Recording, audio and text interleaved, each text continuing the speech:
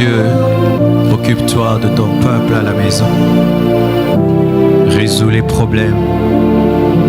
Guéris les malades. Libère les captifs.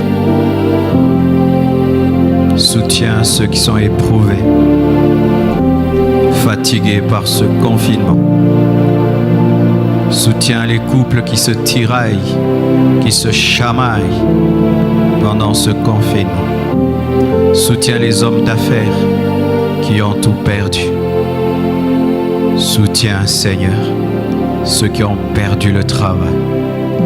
Soutiens, Seigneur, tes serviteurs et tes servantes, ton Église pendant ces temps difficiles. Garde-nous de la distraction, de la froideur, de la tiédeur et du sommeil spirituel. Déploie tes anges sur toute la terre. Répands le feu de ton esprit. Envoie-nous le réveil. Garde tes héros debout, tes vaillants à la brèche. Ô Dieu, bénis le message de ce soir. Parle à tous les hommes et femmes qui vont l'écouter, le recevoir. Qu'il engendre des transformations, des conversions, des consécrations, des décisions pour Jésus-Christ. Saint-Esprit, je compte encore une fois sur toi afin de communiquer les oracles divins. Je détruis les œuvres de ténèbres contre ce ministère. Je les anéantis au nom de Jésus-Christ. Je désactive les agents des ténèbres et je brise toute distraction. Au nom de Jésus-Christ. Amen. Nous acclamons le Seigneur, le Roi des rois. Oh, gloire à Dieu, quelle adoration. Amen. Confinement ou pas, Jésus-Christ est digne d'être adoré. Il est digne d'être loué et célébré. Aujourd'hui, dans la continuité du fardeau que le Seigneur nous a donné de parler de l'eschatologie pendant ce temps de confinement, le thème de mon message sera et est « 10 vérités sur le retour de Jésus-Christ ». 10 vérités sur le retour de Jésus-Christ ou 10 vérités sur l'enlèvement de l'Église, car au sujet du retour de Jésus-Christ, il y a le premier retour qui est l'enlèvement et le deuxième retour qui est l'avènement pour le règne. Jésus reviendra comme époux dans le secret pour prendre l'Église et il viendra de la deuxième manière sur toute la terre, on le verra et là il viendra comme le roi. Donc dans ces 10 vérités sur le retour de Jésus-Christ, je suis dans ce qu'on appelle la parousie, l'enlèvement. Et je parlerai un jour de ce qu'on appelle l'épiphanie, c'est lorsqu'il revient comme roi. Je tiens tout d'abord à saluer tous les fidèles de l'Église Compassion que j'ai vus il y a très très longtemps dans vos maisons. Que Dieu vous bénisse et j'espère que vous suivez ces lives. Et je salue tous les frères et sœurs qui nous suivent sur Facebook, sur YouTube, Instagram et Twitter. Nous avons fait des statistiques et nous sommes rendus compte que beaucoup nous suivent en France, aux États-Unis, en Haïti, Côte d'Ivoire, Kinshasa, Lubumbashi, Brazzaville, Belgique, Canada. Vraiment, nous sommes encouragés par vos prières, encouragés par vos lettres, par vos mails, encouragés. Vous ne pouvez savoir, lorsque nous savons que ce que nous faisons bénit quelqu'un, transforme quelqu'un, nous sommes vraiment encouragés. Et n'oubliez pas de prier beaucoup pour nous. Merci également pour toutes vos contributions qui arrivent et Dieu fait grâce en dépit du confinement. Nous sommes en train de construire. Je crois que lorsque nous sortirons de ce confinement, la construction aura beaucoup avancé. Merci à tous ceux qui ont contribué pour la banque alimentaire. Beaucoup de gens ont été bénis au travers de cela. Soyez bénis. 10 vérités sur le retour de Jésus-Christ. Mon passage de base, c'est 1 Thessaloniciens 4, versets 15 à 17. La Bible dit « Voici en effet ce que nous vous déclarons, d'après la parole du Seigneur, nous les vivants. Restez pour l'avènement du Seigneur, nous ne dévancerons pas ceux qui sont morts. Car le Seigneur lui-même a un signal donné, à la voix d'un archange et au son de la trompette de Dieu, descendra du ciel, et les morts en Christ ressusciteront premièrement. Ensuite, nous les vivants, qui serons restés, nous serons tous ensemble enlevés avec eux sur des nuées à la rencontre du Seigneur dans les airs, et ainsi nous serons toujours avec le Seigneur. Nous acclamons la parole. Alléluia. Avant d'entrer dans le vif du sujet, j'aimerais introduire quelque chose, car sans cela, tu ne pourras pas comprendre cette parole, tu ne pourras pas croire. La première chose que j'aimerais te dire avant de te dire ces 10 vérités, c'est que rien n'est impossible à Dieu. Amen. Tout est possible à Dieu. Dieu peut tout. Car si tu ne crois pas que Dieu peut tout, tu ne peux pas croire en tout ce que je dirai. Tu ne croiras pas. L'une des choses qui permet de comprendre la parole, c'est croire que Dieu est tout-puissant. Malheureusement, il y a des gens qui croient que Dieu existe, qui croient en Jésus-Christ, mais qui ne croient pas en la toute-puissance de Dieu. Et dans le domaine de l'enlèvement, il est impossible de recevoir le message de l'enlèvement sans croire en la toute-puissance de Dieu, car il faut que tu croies que Dieu a la capacité de prendre des hommes et les amener au ciel. Si tu ne crois pas, tu vas dire que ce sont des chimères, ce sont des racontards, ce sont des fables. La deuxième chose, tu dois savoir que ce qui dépasse les hommes ne dépasse pas Dieu. Avec ton intelligence humaine, imaginez des millions d'hommes et des milliards qui ressuscitent et d'autres qui sont enlevés sans jamais connaître la mort. Cela vraiment peut te dépasser en tant qu'homme. Mais sache que la proportion entre notre intelligence et l'intelligence de Dieu, c'est le ciel et la terre. Autant la terre, autant les cieux sont élevés au-dessus de la terre, autant l'intelligence de Dieu est élevée au-dessus de notre intelligence. Tu dois croire en la puissance de Dieu. Tu dois croire en l'intelligence de Dieu. Et tu dois avoir l'humilité de dire, je ne connais pas tout. Nous sommes des petites fourmis. Nous sommes des mottes de terre. Alors, notre intelligence ne peut capter la totalité du plan divin. Il faut seulement que le Saint-Esprit t'aide, qui t'ouvre les yeux, pour que tu croies qu'un jour, il y aura des milliards d'hommes qui vont disparaître de cette terre et aller dans les airs à la rencontre de Jésus-Christ. Une troisième chose, tu dois savoir que Dieu est à la hauteur de ses plans, c'est-à-dire qu'il peut accomplir et a la force et la capacité de faire ce qu'il projette. Dans beaucoup de nations, il y a des choses qu'on appelle les éléphants blancs. Les éléphants blancs, ce sont des projets qui ne sont pas terminés, où on a dit on fera et puis on n'a pas fait. C'est-à-dire qu'il y avait la volonté, mais il n'y a pas eu la capacité. Dieu n'a pas d'éléphant blanc. Dieu n'a pas des projets qu'il n'atteint pas. Dieu ne peut pas promettre quelque chose sans le faire. Dieu ne peut pas dire qu'il fera et puis un jour il vous dit « Excusez-moi, je n'ai pas eu la capacité de faire ce que j'ai promis. » Dieu est tout puissant. Son intelligence est supérieure à la nôtre et il a toute la force et la capacité de réaliser ce qu'il a promis. Et un petit détail encore, vous devez savoir que l'enlèvement n'est pas la mort. Car certaines doctrines enseignent que lorsque tu meurs, c'est ça ton enlèvement. Non, la mort, c'est la mort. L'enlèvement, c'est l'enlèvement. Car dans l'enlèvement, il y a une partie d'hommes et de femmes qui ne connaîtront pas la mort. Et une autre chose, l'enlèvement n'est pas encore arrivé. Car il y a des doctrines qui disent qu'il y a déjà certaines personnes qui sont enlevées et nous nous retrouvons dans la tribulation. Non, nous ne sommes pas dans la tribulation. Même s'il y a des épreuves sur la terre, même s'il y a des calamités sur la terre, nous ne sommes pas encore dans le règne de l'Antichrist. Et d'autres disent que l'enlèvement n'est pas possible parce que il y a la loi de la pesanteur qui fera toujours que tout corps qui monte finira par descendre.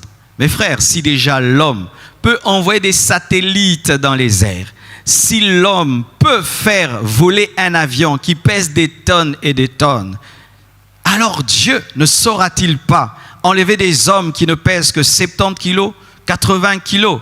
Si Dieu déjà est capable de tenir dans les airs des étoiles, des planètes et des constellations, le soleil avec tout son poids, vous pensez que Dieu sera incapable de prendre des hommes qui pèsent 50 kilos, 60 kilos et les enlever?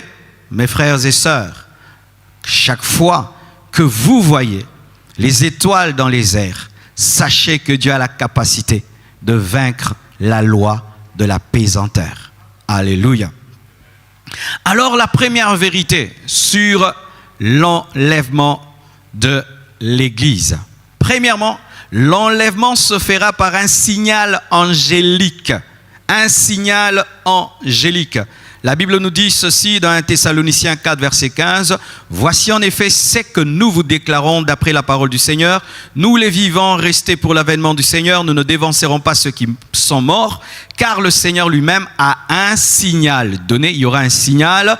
Quel sera ce signal? La voix d'un archange, pas la voix d'un prophète. Et au son de la trompette de Dieu descendra du ciel. Donc, ce sera la musique qui sera le signal de l'enlèvement. Car lorsque tu combines la voix avec le son de la trompette, c'est un chant. Alléluia. Lorsque tu prends un instrument et tu ajoutes une voix, c'est une musique. L'adoration. C'est l'adoration qui va sonner le jour de l'enlèvement. Alléluia. Un archange va parler, ou il va chanter, je ne sais pas, et puis une trompette va sonner. Mais vous devez savoir que le signal sera surnaturel et angélique. Ça veut dire ceci, qu'aucun prophète ne pourra annoncer l'enlèvement.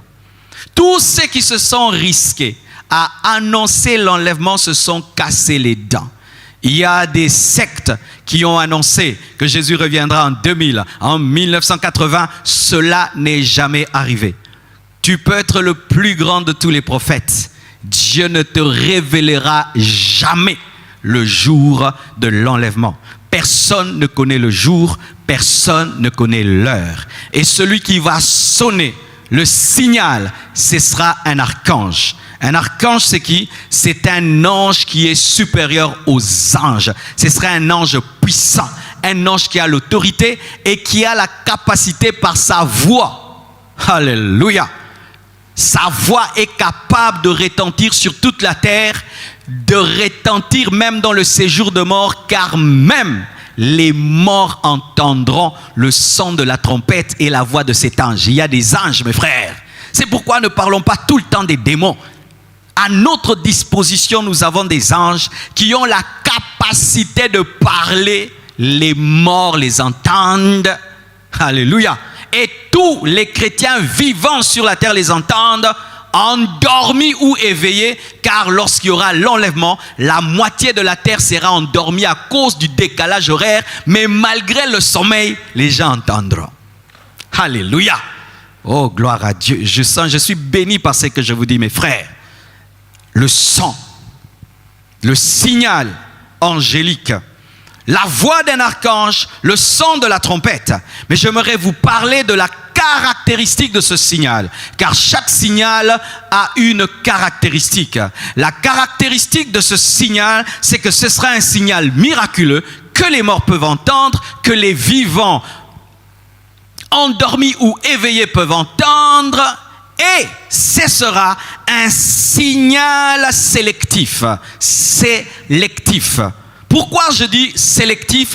Parce que ce n'est pas tout le monde qui l'entendra. Ce sera un signal caché pour certains et révélé pour les autres. Et la Bible déjà nous prouve et nous présente des exemples de signaux sélectifs.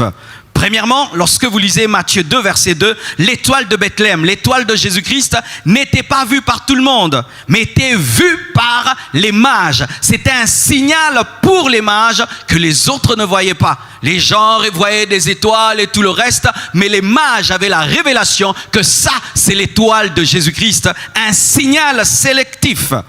Alléluia. Lorsque même Jésus-Christ a été baptisé, il y a eu une voix Mais les gens ont entendu un tonnerre, mais Jésus a entendu une voix. Pour certains, la voix, pour les autres, le tonnerre. Même dans l'appel de Paul, Paul a entendu la voix de Jésus-Christ, mais ceux qui étaient autour de lui ont vu une lumière. Alléluia. C'était son signal, le signal de Paul. Et le signal, ce sera le signal de l'Église. Dieu veillera que les païens ne l'entendent pas. Pourquoi? Pour qu'ils ne trichent pas. Parce qu'il faut être enlevé par la foi. Car si un païen entend le son de la trompette et la voix de l'archange, il va être sauvé par lui et par la vue, alors qu'il faut être sauvé par la foi, car la Bible dit « Heureux ceux qui croient sans avoir vu ». Ce sont ceux qui se sont comportés comme des fous qui entendront. Les fous entendront, mais les gens qui attendaient entendre n'entendront pas. Alléluia.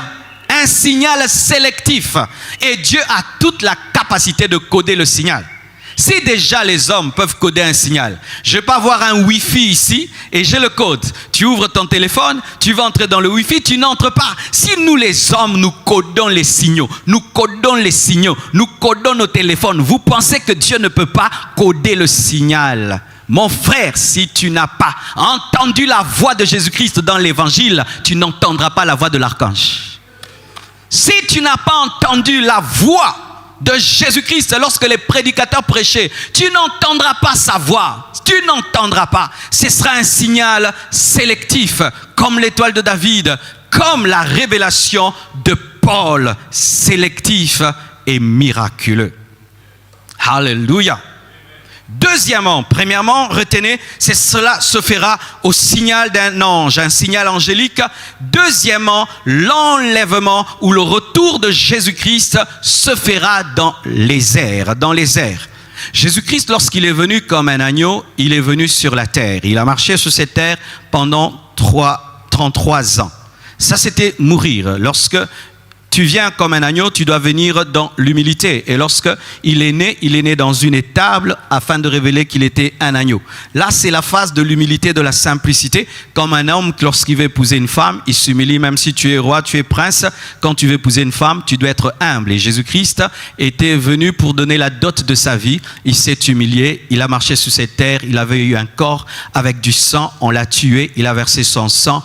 Et là, il a engendré l'Église, il a doté l'Église. Mais pour la seconde fois, lorsque Jésus-Christ reviendra pour prendre l'Église, il ne mettra pas ses pieds sur cette terre. Il remettra ses pieds sur cette terre lorsqu'il reviendra comme un roi, lorsqu'il va mettre ses pieds sur le mont des Oliviers qui va se diviser en deux. Mais pour l'enlèvement, Jésus ne mettra pas ses pieds sur cette terre. De la même manière que Rebecca a quitté sa patrie pour aller auprès d'Isaac, l'Église doit quitter la terre pour aller dans les airs. L'enlèvement se passera dans les airs. Alléluia. Vous voyez le film de Superman où il reste dans les airs.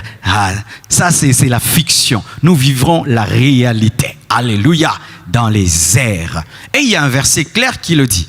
Un verset clair qui le dit que cela va se passer dans les airs. Toujours dans Thessaloniciens 4. La Bible dit ceci, verset 17.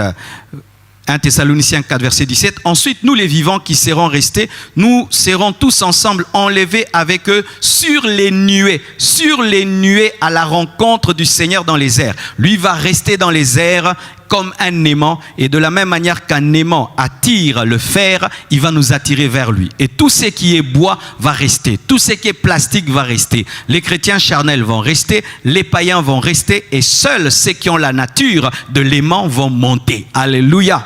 Dans les airs. Ça va se passer dans les airs, pas sur la terre. Pourquoi ça va se passer dans les airs et pas sur la terre? C'est parce que déjà, nous sommes dans le ciel. Car nous sommes assis avec Jésus-Christ dans les lieux célestes. Donc, nous devons aller là où nous sommes déjà. Si tu n'es pas déjà au ciel, tu n'iras pas au ciel. Il faut d'abord que tu sois au ciel pour aller au ciel, car notre vocation est céleste. Et Jésus-Christ est assis à la droite de Dieu le Père. Et c'est ça notre place. Et nous sommes bénis de toutes sortes de bénédictions spirituelles dans les lieux célestes. Ainsi, mes frères, nous devons rejoindre notre patrie, car nous sommes du ciel. L'Église est céleste, mes frères, et nous sommes en pèlerinage sur la terre. Nous sommes en pèlerinage sur la terre. Et notre esprit est en train de crier, je veux rentrer à la maison, je veux rentrer à la maison, je veux rentrer à la maison, car nous sortons de l'éternité et nous sommes en voyage dans le temps et nous devons rentrer dans l'éternité. Tu es un esprit et tu proviens de l'éternité. Tu ne proviens pas de la matrice de ta mère, mais tu proviens de l'éternité et tu dois sortir de ce temps par l'enlèvement. Alléluia. C'est pourquoi cela aura lieu dans les airs, parce que notre héritage est au ciel et c'est dans les lieux célestes que nous sommes déjà par la foi et nous avons été bénis de toutes sortes de bénédictions dans les lieux célestes et notre vocation est céleste.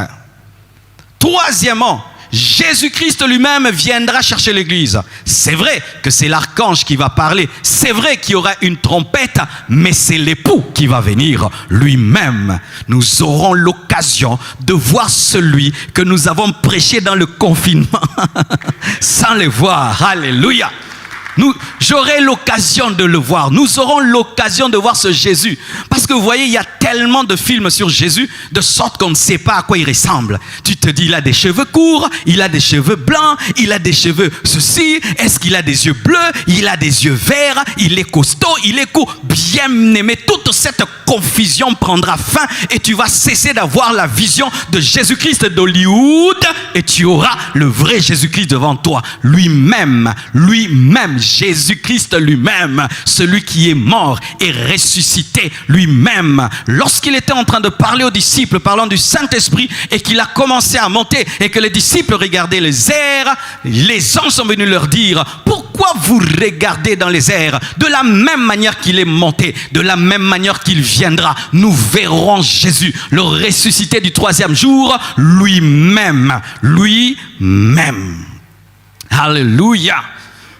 Pas un autre. Je ne veux pas qu'un ange vienne. Je veux que Jésus-Christ lui-même vienne parce que l'ange ne m'a pas sauvé. Je ne veux pas Michael, je ne veux pas Gabriel. Lui-même va se donner la peine de venir. Alléluia. La Bible nous dit, à la rencontre du Seigneur dans les airs. Et Éphésiens 1, verset 3 nous dit, béni soit Dieu le Père de notre Seigneur Jésus-Christ qui nous a bénis de toutes sortes de bénédictions spirituelles dans les lieux célestes. Et bien aimés frères et sœurs, la Bible nous dit que dans 1 Thessaloniciens 4, verset 16, car le Seigneur lui-même, pas quelqu'un d'autre, le Seigneur lui-même, l'Église appartient à Jésus. Cher homme de Dieu, nous sommes des pasteurs, nous dirigeons des églises, mais l'Église n'est pas à nous. L'Église n'est pas à nous. Alléluia. Le propriétaire de l'église viendra enlever son église. Et il n'y aura pas un pasteur qui viendra recevoir l'église avec Jésus. C'est lui-même. C'est pourquoi, cher homme de Dieu, pendant que nous avons la grâce de paître les brebis du Seigneur, nous devons toujours savoir que ce ne sont pas nos brebis. Ce ne sont pas les brebis. Nous sommes des petits pasteurs. Lui est le grand pasteur. C'est lui l'époux. C'est lui l'époux. Et jamais nous devrons prendre la place de Jésus-Christ dans les cœurs des fidèles. Jamais nous devons prendre la place de Jésus-Christ dans leur cœur. Parce que c'est la femme de quelqu'un. L'église, c'est la femme d'un roi, c'est la femme d'un seigneur. Et alors, cher homme de Dieu, si l'église tombe amoureuse de toi, homme de Dieu, tu es en danger, car si la femme d'un roi t'aime, eh ben tu vas finir en prison. C'est pourquoi nous devons toujours rappeler à l'église, nous sommes des serviteurs, nous ne sommes rien, nous ne sommes que des enseignants, nous ne sommes que des oins de Dieu. Nous devons présenter l'époux, toujours présenter l'époux, car c'est lui qui viendra, c'est lui qui viendra. Alléluia. Une autre chose, je crois, c'est quatrièmement, le retour de Jésus-Christ se fera d'une manière inattendue et soudaine. Inattendue et soudaine. Marc 13, versets 35 à 37, la Bible dit, « Veillez donc, car vous ne savez pas quand viendra le maître de la maison, ou le soir, ou au milieu de la nuit, ou au chant du coq, ou le matin. Craignez qu'il ne vous trouve endormi à son arrivée soudaine. C'est que je vous dis, je le dis à tous, veillez. » Qui dit ça? Jésus-Christ lui-même. Mes frères, se compare à un voleur alors que le vol est une mauvaise chose. Le voleur est un homme mauvais, mais pour ce qui s'agit de son retour pour l'enlèvement, Jésus se compare à un voleur. Quand le voleur doit venir, il ne te prévient pas. Il ne te dit pas samedi, prépare-toi, je viendrai voler. Il ne te dit pas prépare-toi à midi. Il ne te dit pas prépare-toi le soir. Il ne te dit pas prépare-toi le matin. Ainsi, les personnes qui sont conscientes qu'il y a un voleur, qu'est-ce que ces personnes font? Elles veillent sur leur maison tout le temps. Il y a des gardiens le matin, à midi, le soir. Et des fois même, tu peux leur dire, mais pourquoi tu payes tous ces gardiens alors que même tu fais 1 année, 2 ans sans connaître de vol? Non, c'est un homme prudent parce que ça arrive soudainement. L'arrivée de Jésus-Christ sera soudaine, mes frères. Il ne va pas nous prévenir. Nous ne saurons pas. Tu iras dormir et tu te réveilles au ciel. Alléluia. Tu iras aussi dormir, tu te retrouves dans la tribulation. Est-ce que vous comprenez ça? Il y a des gens, ils dormiront. Ils se réveilleront dans la tribulation. Comme je vous l'ai dit, le jour de l'enlèvement, la moitié de la terre sera endormie à cause du décalage horaire.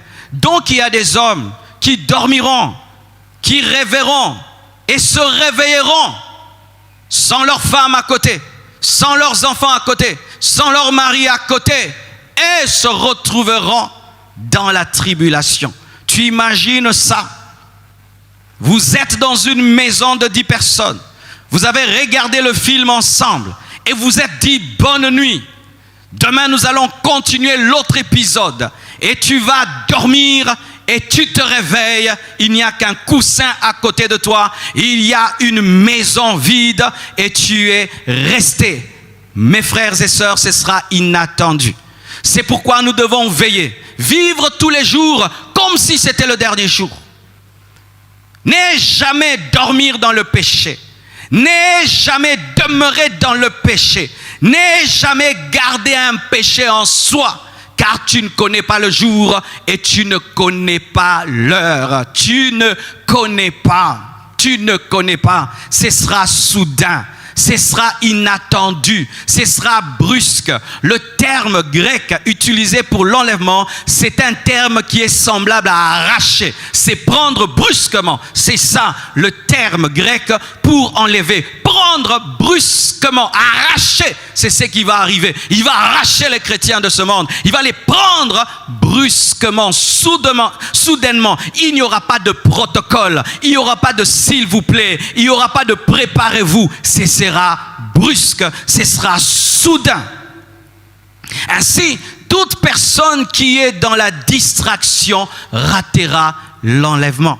Chrétien distrait, toi qui oublies des fois que Jésus-Christ reviendra, toi qui oublies des fois la spiritualité, toi qui oublies des fois ta communion avec Jésus-Christ, toi qui oublies des fois ta communion avec le Saint-Esprit, tu rateras à coup sûr l'enlèvement. Je ne suis pas un prophète de malheur, mais c'est ce que la parole de Dieu nous dit. Il viendra soudainement, de manière inattendue. Ce sera une merveilleuse surprise pour les enlevés, mais ce sera une désagréable surprise pour les personnes qui resteront. Ce qui donnera la joie à certains, donnera la tristesse à d'autres. Il viendra comme un voleur dans la nuit. Alléluia. Et le verset qui dit qu'il paraîtra comme un éclair et tout œil le verra, ce verset n'est pas le verset pour l'enlèvement. Ça, c'est le verset pour son retour comme roi. Le jour qu'il viendra pour enlever l'église, ce n'est pas tout œil qui le verra. Il viendra de manière secrète, caché comme un voleur. Mais la parole qui dit dans Matthieu 24, verset 27, qu'il viendra comme un éclair et tout le monde le verra, ça, ce sera sa venue pour régner sur la terre et pour juger l'Antéchrist. Il viendra à l'heure où on s'attend le moins. Luc 12, verset 40, si la sentinelle connaissait quand est-ce que le voleur viendrait, elle ne laisserait pas percer la maison. Ce sera un temps où les gens ne s'y attendent pas. Et la Bible fait une comparaison avec les hommes du temps de Noé. Ils mangeaient, ils buvaient, ils se mariaient, ils mariaient leurs enfants, ils bâtissaient, ils construisaient et tout d'un coup, Noé est entré dans l'arche et le déluge est venu. Il en sera de même avec notre génération. Nous serons dans nos choses modernes, technologiques, acheter, vendre, voyager, se marier. Nous serons dans nos choses comme d'habitude et tout d'un coup. Voyez même ce coronavirus, comme brusquement, il a arrêté notre mode de vue. Mode de vie. Et si un petit virus peut arrêter notre système, vous pensez que Dieu est incapable de l'arrêter tout d'un coup et brusquement? Ce sera inattendu. Il viendra à l'heure où on s'attend le moins. Cinquièmement, en un clin d'œil, 1 Corinthiens 15, verset 51. Voici, je vous dis un mystère. Nous ne mourrons pas tous, mais tous nous serons changés en un instant, en un clin d'œil, en un instant, en un clin d'œil à la dernière trompette, en un instant, en un clin d'œil. C'est-à-dire, je ferme l'œil, je l'ouvre, enlèvement. Je ferme l'œil, je l'ouvre, enlèvement. Il n'y a pas le temps de confesser. Il n'y a pas le temps de se repentir. Il n'y a pas le temps de demander pardon. Il n'y a pas le temps de s'arranger. Tu ne peux pas demander pardon en un clin d'œil. Tu ne peux pas te repentir en un clin d'œil. Tu ne peux pas recevoir Jésus en un clin d'œil. Tu ne peux pas mettre ta vie en ordre en un clin d'œil. Pour se mettre en ordre, on a besoin du temps. On a besoin des moments profonds. Frère, l'homme n'aura pas le temps de se préparer. L'enlèvement, ce sera comme un professeur de mathématiques. Vous venez en classe et vous pensez qu'il va causer, parler, donner cours. Il vous dit, prenez un bic et prenez un papier. Il y a le plus grand examen. Celui qui échoue à cet examen sera recalé. Mais toi, tu ne te préparais pas. Mais celui qui a eu l'habitude d'étudier tout le temps, sans tenir compte d'un examen et d'une interrogation, celui-là réussira parce qu'il était prêt. Mes frères et sœurs, il faut être prêt en tout moment. Si tu sais que c'est un clin d'œil qui va juger ta vie, oh mon frère, il faudrait que toutes les minutes et toutes les secondes, tu sois prêt en un clin d'œil. Personne ne pourra tricher, personne ne pourra se mettre en ordre. Ça se passera dans certaines églises la journée, parce que la partie de la terre sera dans la nuit, mais l'autre partie sera dans le jour. Et certains seront à l'église. C'est-à-dire le pasteur n'a pas fini la phrase, l'enlèvement a eu lieu. La chanson n'est pas finie, l'enlèvement a lieu. Vous voulez vous dire amen, l'enlèvement a lieu. Vous êtes dans un avion, tout d'un coup le pilote disparaît. Vous êtes dans une voiture, tout d'un coup le chauffeur disparaît. Vous n'avez même pas le temps de prendre le volant. Mes frères, ce sera terrible. Ce sera terrible pour ceux qui resteront. Ce sera terrible. Mes frères, vous pouvez imaginer comme vous voulez, mais tu ne peux pas atteindre le niveau des calamités qui vont tomber sur la terre rien que par la disparition des enfants de Dieu. En un clin d'œil. Avec une rapidité phénoménale. En soi, c'est ça le terme. Une rapidité phénoménale. C'est pourquoi on utilise le terme clin d'œil. Mais c'est une rapidité phénoménale. Les hommes seront comme aspirés. Tu es avec quelqu'un, il disparaît du coup. Et j'aime un film, Left Beyond. Left Beyond, ça a été tourné par un grand cinéaste américain. Ils ont vraiment réussi cela. Et dans ce film, on montre une fille qui ne croyait pas en Dieu et qui insultait sa mère et qui est sortie avec son jeune garçon. Et ils étaient là en train de se promener. Et tout d'un coup, elle a perdu de vue son jeune frère.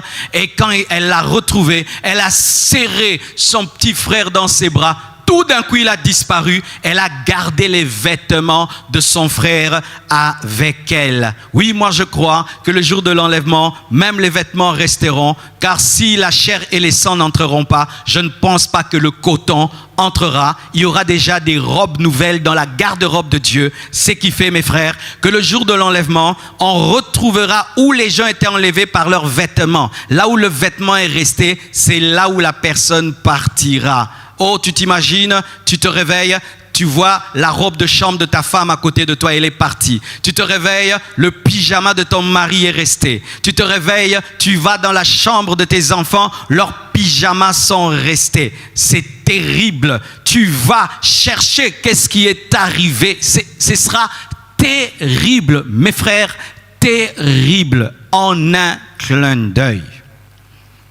Sixièmement, le retour de Jésus-Christ sera physique et non spirituel. Parce qu'il y a une doctrine qui spiritualise tout. Lorsqu'on parle de la séparation de la mer Rouge en deux, il dit c'était spirituel. Ils aiment spiritualiser toutes choses. Alors que dans la parole, il y a une dimension spirituelle et une dimension physique. Il y a des choses qui sont écrites dans la parole qui sont réellement physiques et qui n'ont pas un sens spirituel. Il n'y a pas toujours un sens spirituel dans les écrits de la parole. Il y a des choses qui se sont passées physiquement. Quand on dit que Jésus-Christ a mangé le pain, c'était vraiment le pain. Quand il a marché sur l'eau, c'était vraiment l'eau. Ce n'était pas l'eau spirituelle, c'était vraiment l'eau. Amen. Et la Bible nous dit dans 1 Corinthiens 15, verset 51, « Voici, je vous dis un mystère. Nous ne mourrons pas tous, mais tous nous serons changés. En un instant, en un clin d'œil, à la dernière trompette, la trompette sonnera et les morts ressusciteront. Physique, on ressuscite pas en esprit, incorruptible. Et nous serons changés physiquement. Verset 53. Car il faut que ce corps physique corruptible revête l'incorruptibilité et que ce corps mortel revête l'immortalité. Ce sera physique, ce ne sera pas spirituel. Alléluia. Pourquoi? Parce que vous devez savoir ceci. Lorsque Jésus-Christ est venu pour nous sauver, notre salut est total de manière légale, mais dans le vécu, il n'est pas total, vous devez savoir. Pourquoi? Parce que l'homme est tripartite. L'homme a un esprit, l'homme a une âme et l'homme a un corps. Lorsque Jésus-Christ est venu nous sauver en tant qu'agneau, il a sauvé l'esprit et l'âme, mais le corps n'est pas sauvé. Vous savez que nos corps ne sont pas encore sauvés. Pourquoi? Parce que malgré que tu es chrétien, tu as des rides. Vous voyez, quand j'étais jeune, j'avais pas de rides. Maintenant, je commence à avoir des rides. Je commence à avoir des cheveux blancs et la barbe blanche. Pourquoi? C'est le signe de la mort. Nous tombons malades. Il y a des chrétiens qui sont tombés malades du coronavirus, mais ils sont chrétiens. Leurs esprits sont sauvés, leurs âmes sont régénérées, mais le corps, lui, il est corruptible, il peut mourir. Tu peux être chrétien, mais sache que tu peux mourir. Alors que dans le plan de Dieu, dans le salut, il n'y a pas que le salut de l'âme. Il n'y a pas que le salut de l'esprit. Il y a aussi le salut du corps. Parce qu'il y a une promesse, c'est que nous devons avoir le même corps que Jésus et le corps des anges. Parce que ce n'est pas normal que l'épouse puisse avoir un corps inférieur au serviteur. Il n'est pas normal que les anges puissent avoir un corps plus glorieux que l'épouse. Nous devons avoir un corps plus glorieux que les anges. Donc tant que nous sommes sauvés dans notre âme, dans notre esprit, et que notre corps n'est pas sauvé, nous ne sommes pas dans la totalité du salut. Et quand est-ce que il y aura la totale victoire de l'Église? C'est lorsque les morts en Christ ressusciteront et vont revêtir l'incorruptibilité et les vivants seront transformés. Pourquoi transformés? Parce que ce corps doit entrer également dans son salut. Oui, le corps a besoin d'entrer dans son salut. Parce qu'un corps qui peut tomber malade ne peut rester au ciel. Un corps qui peut vieillir ne peut rester au ciel. Un corps qui est corruptible ne peut rester au ciel. Étant donné que le ciel est éternel, il faut un corps qui peut demeurer dans l'éternité. Alléluia. C'est pourquoi ce sera physique, ce ne sera pas spirituel. Et c'est parmi les plus grandes promesses données au corps. Alléluia. Alléluia. Et vous savez qu'au ciel, il n'y aura pas de vieillard. Tout le monde sera jeune. Vous savez ça parce que déjà Dieu est jeune et Jésus est jeune. Les gens pensent que ce sont des vieillards qui dirigent le monde. Non, ce sont les jeunes qui dirigent le monde. Dieu est jeune car il est écrit dans la parole, en lui, il n'y a point d'ombre de variation ni de changement. Et quelqu'un qui a point de variation de changement, il est jeune. C'est un jeune qui dirige le monde. Alléluia. C'est un jeune. Et vous savez, étant donné que le diable aime toujours imiter Jésus-Christ, je suis sûr que l'antichrist aussi sera jeune. Oui, l'imitation, toujours. Il ne sera pas un vieux, ce sera un jeune seulement pour se comparer à Jésus. C'était une parenthèse, mais je voulais vous dire que cela se sera physique et non spirituel. Mais la dimension spirituelle, c'est que nous allons retrouver Jésus-Christ. La dimension spirituelle, c'est que nous serons éternels, mais sachez que le corps va vivre un miracle. Nous aurons le corps que Jésus-Christ avait quand il est ressuscité, car si la tête ressuscite, le corps ressuscite, et si la tête entre dans la promesse, le corps également d'entrer dans la promesse, et nous deviendrons comme la tête. Car si la tête est glorieuse, le corps n'est pas glorieux, c'est une difformité. Alléluia. Tel il est, tel nous sommes et nous serons. Alléluia. Encore une autre chose, c'est que le retour de Jésus-Christ sera individuel. Individuel. Ça, c'est vraiment, je vous dis, très important. Parce que de plus en plus, nous les hommes, nous avons un esprit de groupe, communion fraternelle, notre église, notre pasteur. Il y a des gens, tu dis, es-tu chrétien? Il dit non, mon pasteur c'est Marcelo. Es-tu chrétien? Ah, je prie à la compassion. Vous voyez de telles choses. Es-tu chrétien? Ah, vraiment, je prie dans un groupe de prière. Terrible, terrible. La Bible dit ceci. Dans Luc 17, versets 34 à 36, la Bible dit, je vous le dis, en cette nuit-là, de deux personnes qui seront dans un même lit, l'une sera prise et l'autre laissée, individuelle. De deux femmes qui moudront ensemble, groupe, l'une sera prise et l'autre laissée. Les groupes seront dissolus. De deux hommes qui seront dans un champ, l'un sera pris et l'autre laissé. Mes frères et sœurs, comme le disons toujours que le salut est personnel et individuel, cela est vrai. Et la preuve déjà de ce salut individuel, c'est notre vie dans le corps. Personne ne respire avec les poumons de l'autre. Personne ne fonctionne avec le cœur de l'autre. Personne ne fonctionne avec les reins de l'autre. Nous sommes des frères, mariés et tout, mais le cœur de ma femme, c'est son cœur. Mon cœur, c'est mon cœur, même si c'est ma femme. Mes poumons sont mes poumons. Ses poumons sont ses poumons, même si c'est ma femme. Mes enfants, leurs yeux sont leurs yeux. Et mes yeux sont mes yeux, même si ce sont mes enfants. Alors le problème souvent, c'est que lorsque tu fréquentes une personne qui vit dans la sainteté, tu penses que sa sainteté est tienne. Archi faux. Un mort peut fréquenter les vivants, il ne sera pas vivant. Un cadavre parmi les vivants demeure un cadavre. Un païen parmi les chrétiens demeure un païen. Même si le païen a épousé un chrétien. Même si le païen est le fils d'un chrétien, car un chrétien peut engendrer un païen. Même si tu travailles avec un chrétien, et vous priez avant même de travailler, travaillant à la meule, travaillant au champ. Donc lorsqu'ils ont travaillé au champ et à la meule, le chrétien a prié. Et peut-être le païen aussi est entré dans sa prière pour l'entreprise. Et peut-être que les deux personnes qui ont dormi dans un même lit ont prié avant de dormir. Mais l'un a été pris, l'autre a été laissé. Les amis seront séparés. Les familles seront séparées. Les collaborateurs seront séparés. Les partenaires seront séparés. Ce jour-là, mes frères, deux personnes marcheront ensemble et seront séparées. Des parents tiendront les enfants dans les mains et seront séparés. Deux amoureux se serreront dans les bras et seront séparés.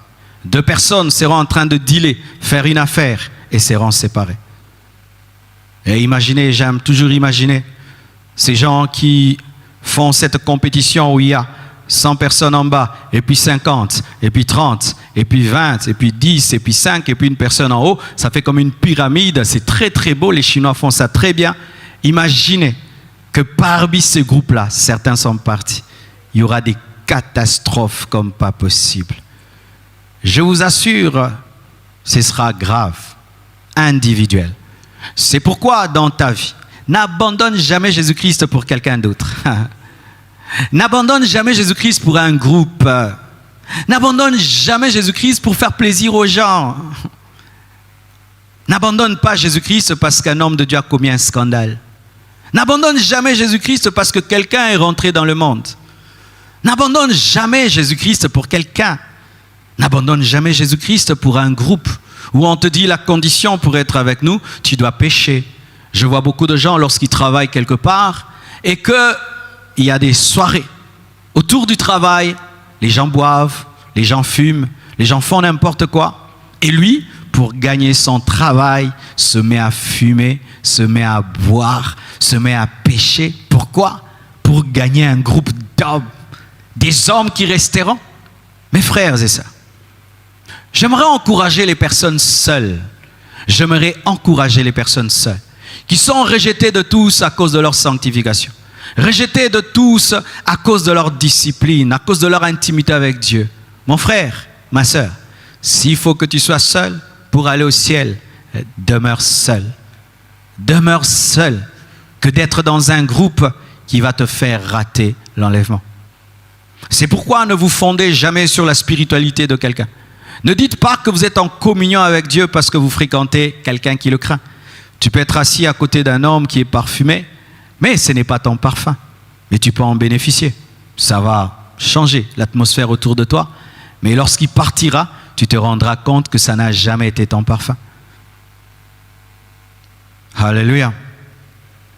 Mes frères et sœurs, Jésus-Christ ne tiendra pas compte de l'intimité.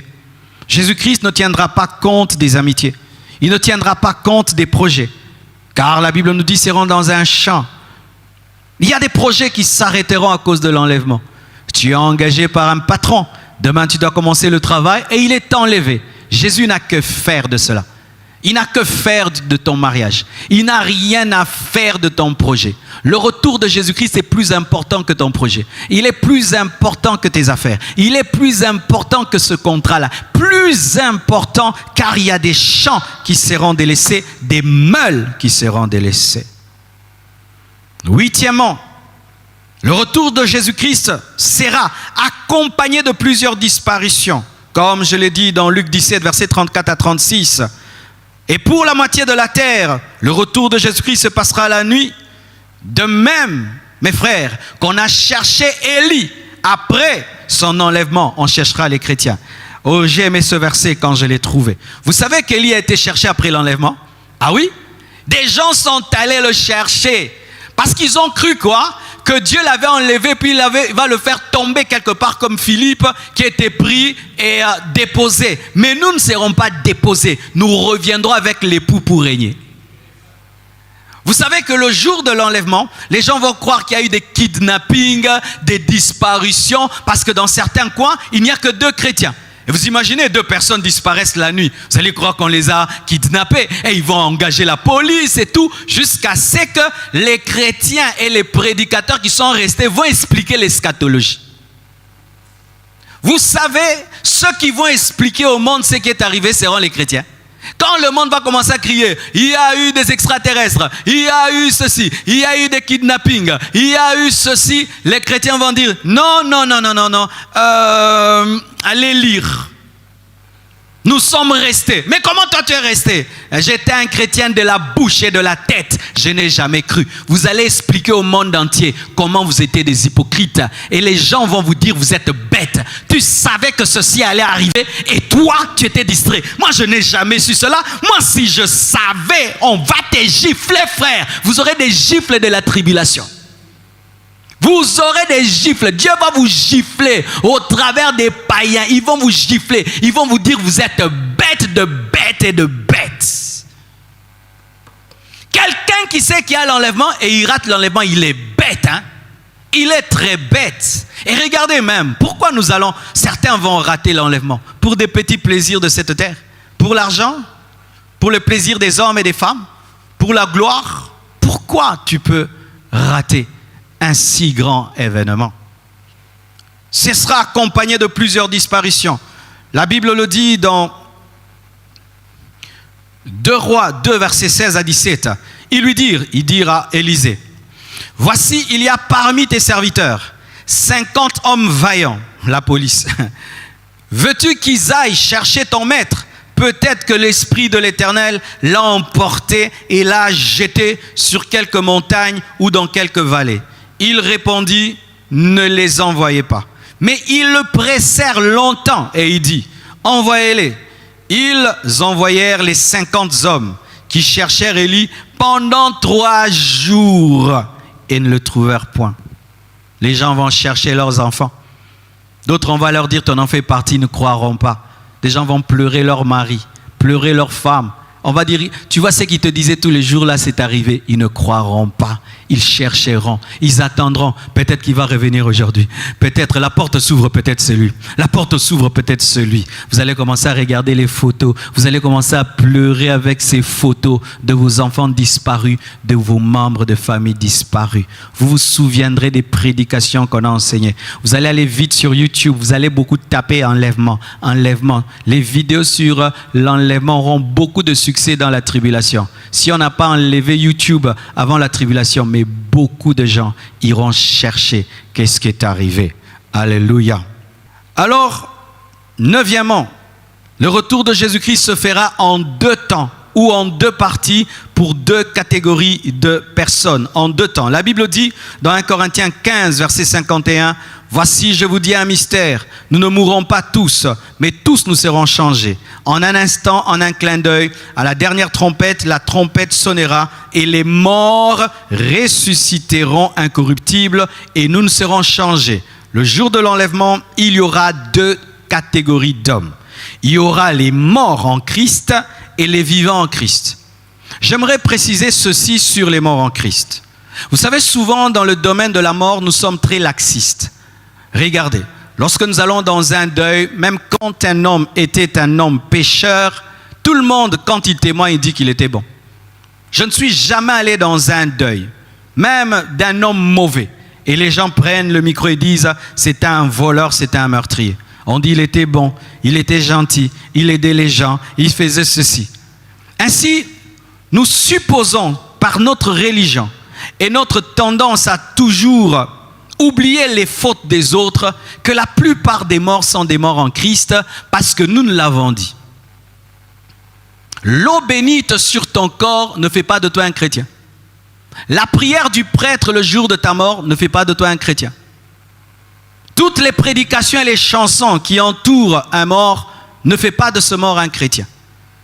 Un mort en Christ, c'est qui? C'est celui qui est mort dans la foi en Jésus-Christ et dans la sainteté. Si tu es mort dans le péché, tu ne seras pas enlevé. Même si tu te disais chrétien. Si tu es mort sans être prêt, tu ne seras pas enlevé. Car certains sont morts par accident. Ils n'ont même pas eu le temps de réaliser. Certains sont morts dans des crashs. Ils n'ont pas eu le temps de réaliser. Ce qui veut dire ceci. Même si nous disons Jésus reviendra et puis tu te dis je peux encore vivre, tel signe n'est pas encore accompli. Pour ma part, tout est accompli. Mais si toi tu es dans les signes, fais attention. Ta mort aussi déterminera ton enlèvement. Je répète, ta mort déterminera ton enlèvement, car les morts d'abord ressusciteront et les morts dans la sainteté, les morts dans la foi, les morts dans la persévérance. Quelqu'un qui a vécu toute sa vie et abandonne avant la conversion, plutôt avant la mort, cet homme-là n'entrera pas. Les morts en Christ et puis les vivants seront transformés. Ce qui veut dire ceci, qu'il y a des hommes qui ne mourront jamais. Il y a des hommes qui ne connaîtront jamais la mort. Et nous avons déjà des exemples dans la parole. Des hommes qui n'ont jamais connu la mort. Comme Enoch, comme Élie, qui n'ont jamais connu la mort. Et si Élie n'a jamais connu la mort, si Enoch n'a jamais connu la mort, il y a des chrétiens, une partie de l'Église ne connaîtra jamais la mort. Il y a des hommes qui ne mourront jamais. Jamais. Alléluia. Et j'aimerais être parmi ces hommes-là. Des hommes qui n'ont jamais connu la mort. Alléluia. J'aimerais terminer. 10e. L'enlèvement se fera par la puissance du Saint-Esprit. Car mes frères et sœurs, la Bible dit, dans Ephésiens 1, versets 16 à 23, « Je ne cesse de rendre pour vous, faisant mention de vous dans mes prières, afin que le Dieu de notre Seigneur Jésus-Christ, le Père de gloire, vous donne un esprit de sagesse et de révélation dans sa connaissance et qu'il illumine les yeux de votre cœur pour que vous sachiez quelle est l'espérance qui s'attache à son appel, quelle est la richesse de la gloire de son héritage qui réserve aux saints et quelle est envers nous qui croyons l'infinie grandeur de sa puissance se manifestant avec efficacité par la vertu de sa force. Il a déployé en Christ en le ressuscitant des morts, en le faisant asseoir à sa droite dans les lieux célestes, au-dessus de toute domination, de toute autorité, de toute puissance, de toute dignité et de tout nom qui se peut nommer, non seulement dans le siècle présent, mais encore dans le siècle à venir. Il a tout mis sous ses pieds et l'a donné pour chef suprême à l'Église, qui est son corps, la plénitude de celui qui remplit tout en tout. Paul veut expliquer ceci, que c'est par la puissance du Saint-Esprit que Jésus-Christ est ressuscité. C'est par la puissance du Saint-Esprit que Jésus-Christ est assis à la droite de Dieu le Père. C'est par la puissance du Saint-Esprit que Jésus-Christ est au-dessus de toute domination, de toute autorité. Et il dit alors, si la tête a été ressuscitée par la puissance du Saint-Esprit, le corps également sera ressuscité par la même puissance. Le Saint-Esprit qui est en toi est la garantie de ton enlèvement. Le Saint-Esprit qui te fait parler en langue, un jour tu vas vivre une nouvelle option du Saint-Esprit. Tu n'as pas reçu une puissance, tu as reçu une personne divine. Si le Saint-Esprit a ressuscité Jésus, il te ressuscitera aussi. Si le Saint-Esprit a fait monter Jésus, il te fera monter. Tu as en toi la machine, tu as en toi la turbine, tu as en toi l'hélice pour monter. Tu n'auras pas besoin d'elle, la puissance du Saint-Esprit. Tu n'auras pas besoin d'hélice, la puissance du Saint-Esprit. Ton réacteur spirituel, c'est le Saint-Esprit. Ton réacteur spirituel. C'est pourquoi ne vous séparez jamais du Saint-Esprit. C'est pourquoi n'attristez jamais le Saint-Esprit. C'est pourquoi ne perdez jamais votre communion avec le Saint-Esprit. Le Saint-Esprit que tu as reçu, c'est la garantie de ton enlèvement. C'est la garantie de ton héritage. On appelle ça les arrêts de l'esprit. Les choses que Dieu donne afin de garantir ce qu'il donnera. Et s'il peut te donner le Saint-Esprit, il te donnera le ciel. S'il peut te donner Dieu, il te donnera les choses de Dieu. Si tu peux avoir le Saint-Esprit, tu dois avoir le ciel, car le Saint-Esprit est plus important que le ciel. Et si déjà sur la terre, tu as le Saint-Esprit, tu as déjà le ciel. Ce n'est qu'une question de temps. Le Saint-Esprit qui est en toi, qui fait des miracles et des prodiges, fera un miracle dans ta vie. Si tu es mort, il te ressuscitera. Et si tu es vivant, il te transportera. Le Saint-Esprit. Alléluia. Mes frères, j'aimerais dire ceci. Une fois, j'ai suivi un homme qui était en train d'enseigner ces choses sur YouTube, sur MCTV. J'ai vu des gens qui disaient, mais cet homme est fou. Il est en train de nous raconter sa folie. Et peut-être certains, en suivant cette prédication, vont dire, voilà un fou. Les gens qui endorment les autres, l'opium du peuple. Pas de problème, mon frère. Pas de problème, ma sœur. Tu finiras par le croire le jour que tu le verras. Mais ce ne sera pas ton avantage. Lorsque Noé était en train de parler du déluge, on s'est moqué de lui. Mais ceux qui ont vu le déluge devaient mourir. Car ceux qui sont dans l'arche ne voient pas la pluie et ne sont pas touchés par la pluie. Fais très attention lorsque tu vois le feu de Sodome et Gomorrhe. Cela est le signe de ta mort. Fais très attention, mon frère. Ça te coûte quoi de croire? Ça te coûte quoi de croire que Dieu a la capacité de ressusciter les hommes et de les enlever? Ça te coûte quoi? Si toute ta vie tu as marché dans l'incrédulité, fais très attention, car si la promesse du baptême de l'Esprit s'est accomplie, sache que la promesse de l'enlèvement s'accomplira. Dieu n'accomplit pas une partie de ses promesses, il accomplit toute sa promesse. Et l'enlèvement est l'une des grandes promesses faites par Jésus-Christ. Je m'en vais vous préparer de place. Lorsque j'aurai fini, je reviendrai.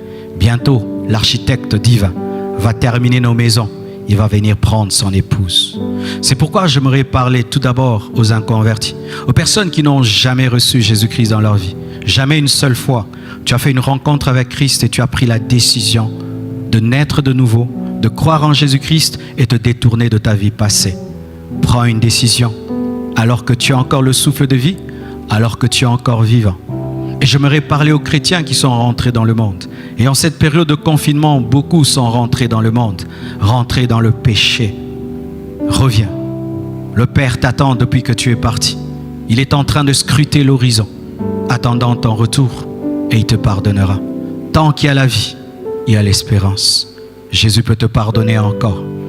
Et j'aimerais parler à ceux qui commencent à douter au sujet de l'enlèvement. Tellement qu'on en a parlé. C'est devenu comme une vieille chanson. Faites très attention. Jésus-Christ reviendra pour ceux qui l'attendent. Car un époux n'entre pas dans la couche d'une femme frigide.